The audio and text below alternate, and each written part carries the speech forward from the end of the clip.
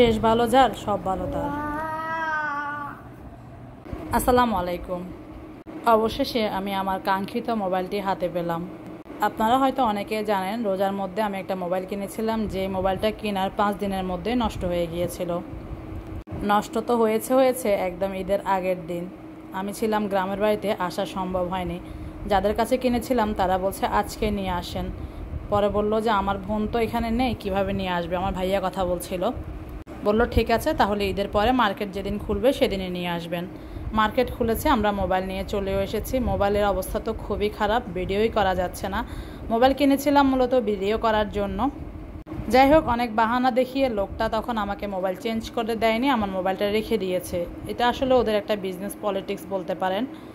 কথাবার্তা বলে মোবাইল প্রায় চেঞ্জ করে নিয়েও ফেলছিলাম। যে মোবাইলটা নিয়েছিলাম সেটা আর নিব না, নতুন করে এই মোবাইলটা কেনার জন্য গিয়েছিলাম। যদিও এই মোবাইলের বাজেটটা আমার তখন ছিল না বলে আমি কিনতে পারিনি। পরবর্তীতে ভাবলাম যে নিব যখন ভালো দেখে কিনে। সব ঠিকঠাক, ফোনে কথা বলে গিয়েছি মোবাইল দিবে, কিন্তু যাওয়ার পরে বলল যে আমার কাছে যে মোবাইলটা ছিল সেটাতে নাকি একটা স্কেচ পড়েছে, যার জন্য সে যার কাছে থেকে এনেছে তাকে পাঠাবে দুবাইতে আগে। সে যদি রিটার্ন দেয় তাহলে দিবে, নয়তো আমার পুরানটাই আমাকে নিতে হবে। কয়েকদিন ঘুরানোর পরে বলল যে ওই মোবাইল বাবদ আমাদেরকে ক্ষতিপূরণ দিতে হবে, একটা অ্যামাউন্ট বলল। এরপরে আমার ভাইয়া বলল যে ভাই যেভাবে হোক ম্যানেজ করে দেন, আমার বোন তো মোবাইল কিনেছে ভিডিও করার জন্য, সে তো ভিডিও করতে পারছে না, আপনারা ম্যানেজ করেন। তো পুরা প্রায় 1 মাসের মতো ঘুরিয়ে গত কিছুদিন আগে আমার মোবাইলটা তারা দিল, এবং অনেক বড় একটা অ্যামাউন্ট লেগেছে আমার এই মোবাইলটা কিনতে। আমার বাজেট ছিল আগে 50 থেকে 60 হাজার, শেষ পর্যন্ত আমার প্রায় 80 হাজার টাকা ক্রস করেছে এটা মোবাইলটা নিতে। যদিও 80 হাজার টাকা লাগেনি, এটা 77 হাজার টাকা লেগেছে মোবাইল আর চার্জার সহ, যেহেতু এখন চার্জারও আলাদা কিনতে হয়। আর আগের মোবাইলের জন্য আমাকে 4 হাজার টাকা ড্যামারেজ দিতে হয়েছে। মোবাইল নষ্ট দিল তারা, মোবাইলটা ইউজ করে 3 দিনও করতে পারলাম না। আর আমি গ্রামের বাড়িতে গিয়ে তো অত বেশি ভিডিও করিনি, সারাদিন কাজে কর্মে ব্যস্ত ছিলাম। সেই মোবাইলটা 5 দিনের মধ্যেই নষ্ট হয়ে গিয়েছে। তবে এটা একটা ভাগ্য ভালো যে 5 দিনের মধ্যে নষ্ট হয়ে গিয়েছে। যদি 1 মাস পরে হতো হয়তো বা আমাকে আরও বেশি ঘোরাতো তারা। যাই হোক, ওটা এফি ভার্সন ছিল, যার কারণে শেষ পর্যন্ত চেঞ্জ করে S23টা নিয়েছি। তো হয়তো বা S23 আলট্রাটা নিতে পারলে আরও ভালো হতো, কিন্তু সেটা নিতে গেলে আমাকে বাজেট আরও বাড়াতে হতো।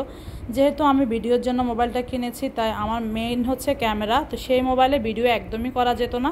মোবাইল ভিডিও না করলে, অন না করে ব্যাগের মধ্যে রেখে দিলে এত বেশি গরম হয়ে যেত, মনে হয় যেন মোবাইলটা এখনই বাস্ট হবে। তো যাই হোক, অবশেষে আলহামদুলিল্লাহ আমার 2 ভাই গিয়ে আমার জন্য মোবাইলটা নিয়ে এসেছে। আমি ছিলাম না ওখানে। তো মোবাইলটা আমি যে চট্টগ্রাম গেলাম সেদিন ডাক্তার দেখাতে, তখনই আমি হাতে পেয়েছি। এতদিন অবশ্য আপনাদেরকে জানানো হয়নি, ভিডিও করার সুযোগও হয়নি। আজকে ভাবলাম ভিডিও করে আপনাদেরকে জানাই কোন মোবাইলটার পরিবর্তে আমি কোন মোবাইলটা নিয়েছি।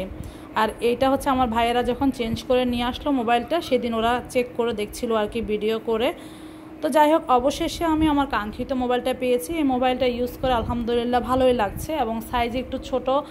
প্রথমে ভেবেছিলাম এই জন্য মোবাইলটা নিব না, কিন্তু এই মোবাইলটা ইউজ করে আমার কাছে যথেষ্ট কমফোর্ট ফিল হচ্ছে। তো যাই হোক, অবশেষে শেষ ভালো যার সব ভালো তার, মোবাইলটা পেয়েছি আলহামদুলিল্লাহ। এখন সবাই দোয়া করবেন এই মোবাইলটা যেন ঠিকঠাক মতো ভিডিও করতে পারি আর সবার সাথে শেয়ার করতে পারি। সবাই ভালো থাকবেন, আল্লাহ হাফেজ।